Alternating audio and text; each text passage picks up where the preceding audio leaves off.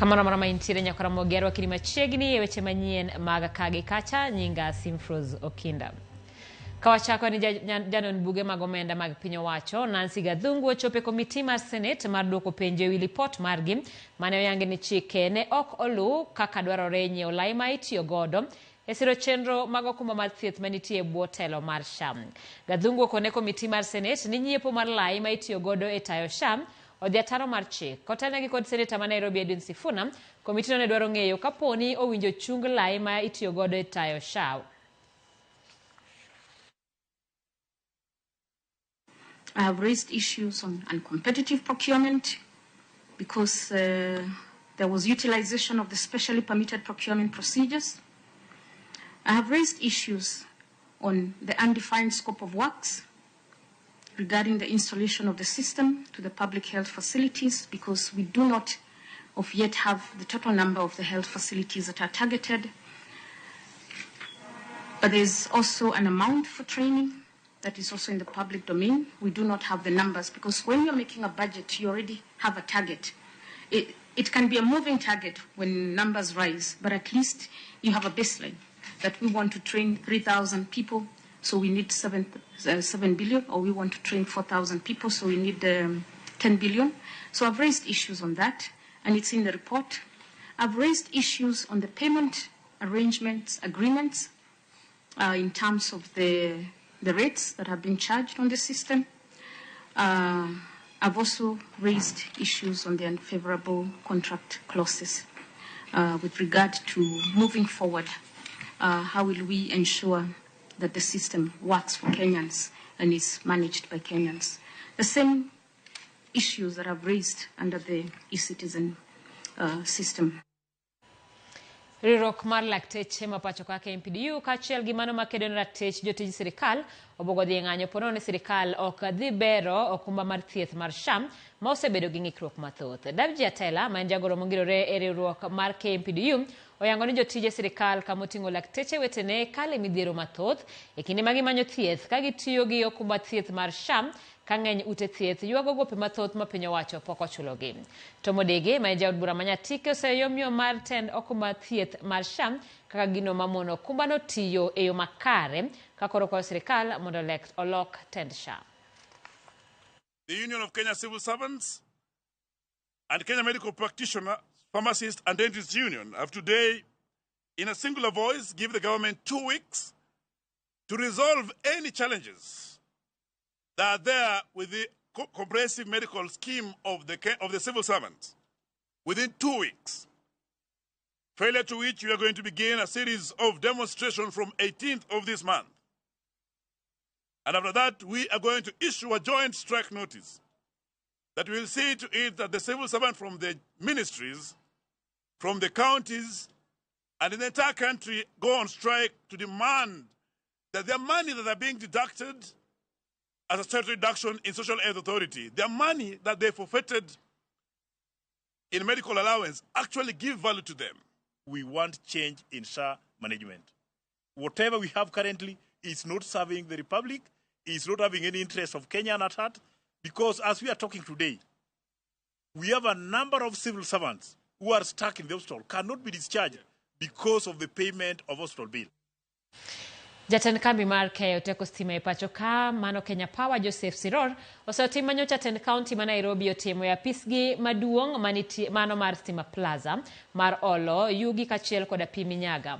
Jatelo no korka kore wacho ni dwaro mar Kenya Power en ni mana mar mondo mi gichul gopegi ka bende olero ni ne oluwo yor kwe kaka okang' mar kedo kod ywaruok e kindgi kod tend county ma Nairobi.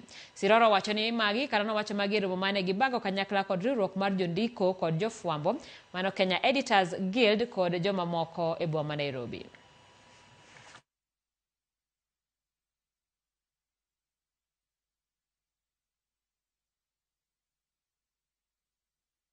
Personally, I think when, of course, the team did what they needed to do by virtue of the challenges they had in getting a response or getting some payments, of course, they did do disconnect, but non-critical facilities.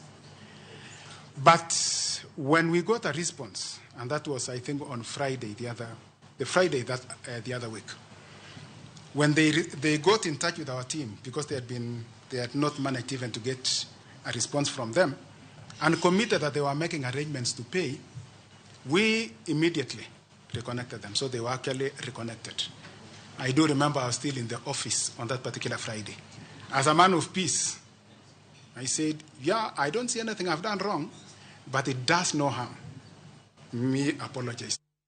Wadhi kaunti ma Kisumu kama Tenbo ma Kisumu ogolo siem mager kalure kod tulo manyomuoch kendo e chiro ma Kibuye kar chung'od bura ma Kisumu Central kama ne ochiwo johala moro kana nochuo johala moro kod pala ma oyudo hinyruok. Jalup jatend boma ma Kisumu Charles Omolo wacho ni nonro gi yango ni ywaruok no ne okel kod laro kuonde loko ka bende nyaka sani gisetudore kod obila maneno ni onon masira makamano.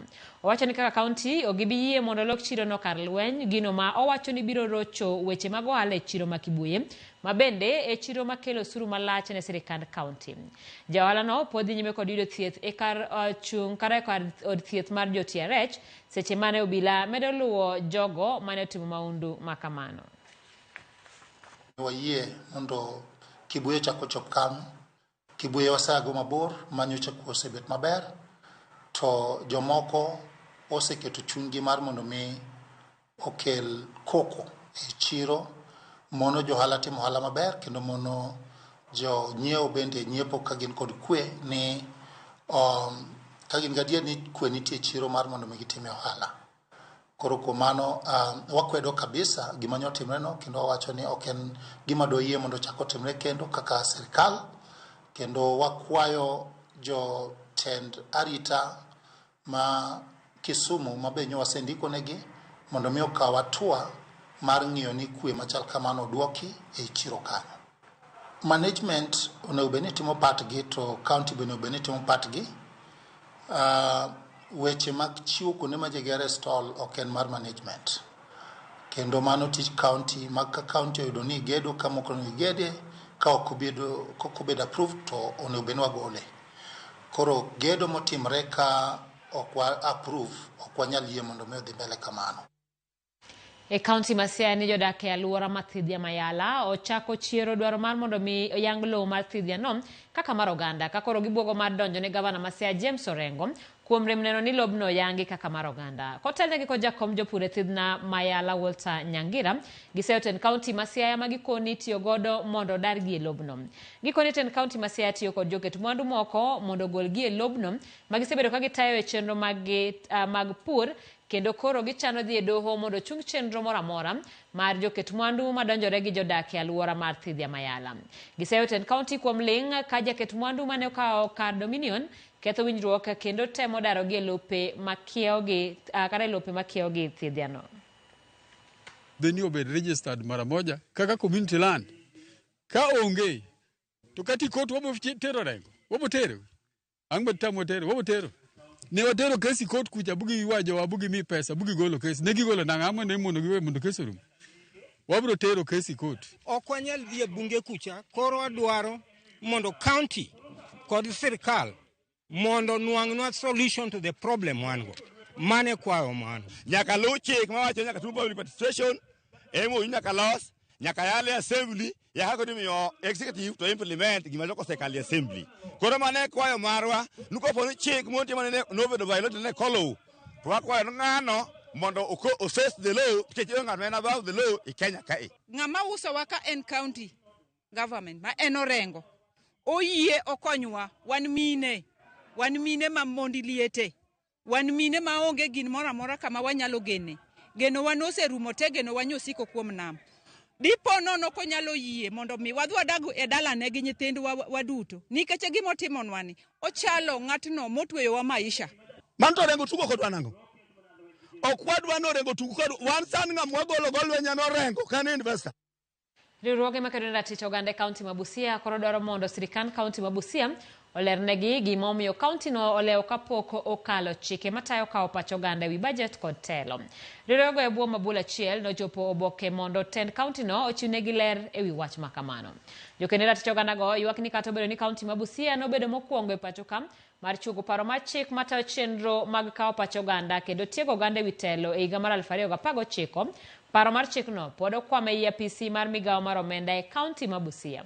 Giywak ni kaunti ma Busia odok piny ahinya e weche mag dongruok kamoting'o jodak koso yudo chenro makare mag sirikal kaluwore ni ok giyud thuolo mar chiwo paro ewi moko kuom chenro mane giher kowuok kuom sirikal.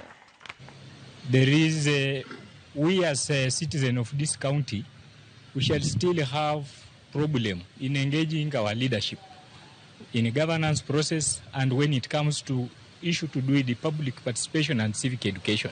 Kwa hivyo sisi tumekuja hapa tena siku ya leo kuleta petition hii kufuatilia hiyo bill mahali ambapo ilikufia na kama wanaweza tena kuifufua ili maneno ya public participation iweze kufanywa kwa ufasaha. We are aware that this bill is stuck somewhere. Our prayer to the county assembly is that they get to the county treasury and also the county attorney to really try and get that particular bill where it is stuck, because we understand that it was brought back to the executive for final beating, but it never came back to the county assembly. This bill started off around 2019, and we are well informed that Busia County was among the first counties to initiate their first public participation bill. But then we've seen a number of counties, including Makueni, that have already passed their bills but is still stagnated in the same place. So we are here to ask the county assembly to compel the executive and ensure that this bill is brought to the citizen for public participation, be passed and enacted so that we can be able to see the fruits of having this public participation bill with us.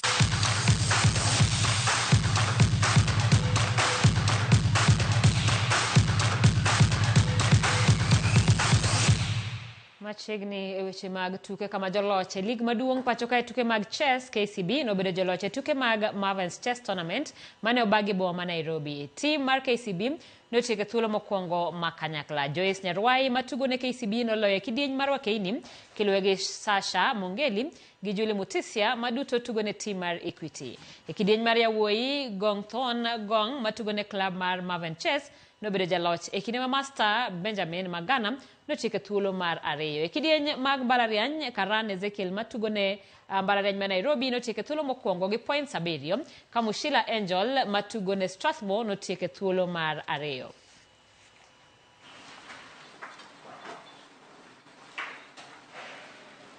So we've tried to revamp the team. Last season we didn't have a very good league season.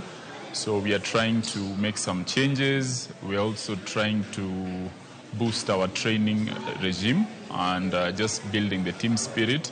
And we are confident that we will do much better than we did last season in the league. Kawadhi nyime ni telo karatielo mar ariyo mag tuke golf mag nyithindo mitayo gi riwruog Junior Golf Foundation no bagi lap ma Limuru Country Club kendo yuayo jotugo maromo 137.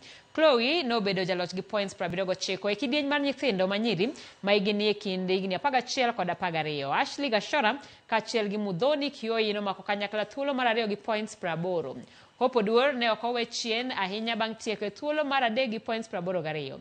Kidieny mar nyithindo ma yawuoyi e kind higni 13 gi 14 piem ne obedo maliet, kata kamano Amar Sham nobedo jaloch gi points 75.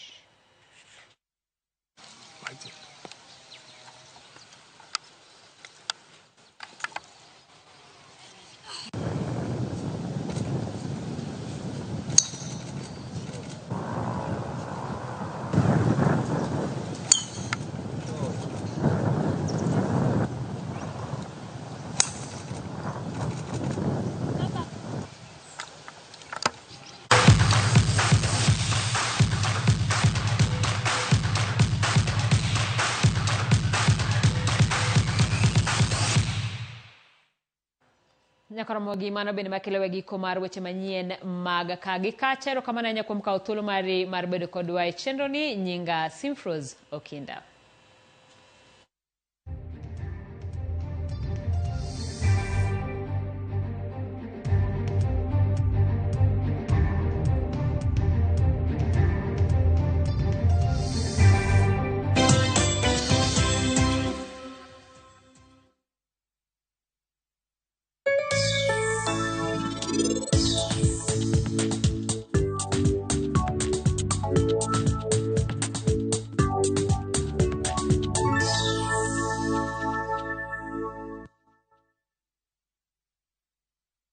رمضان ده حياة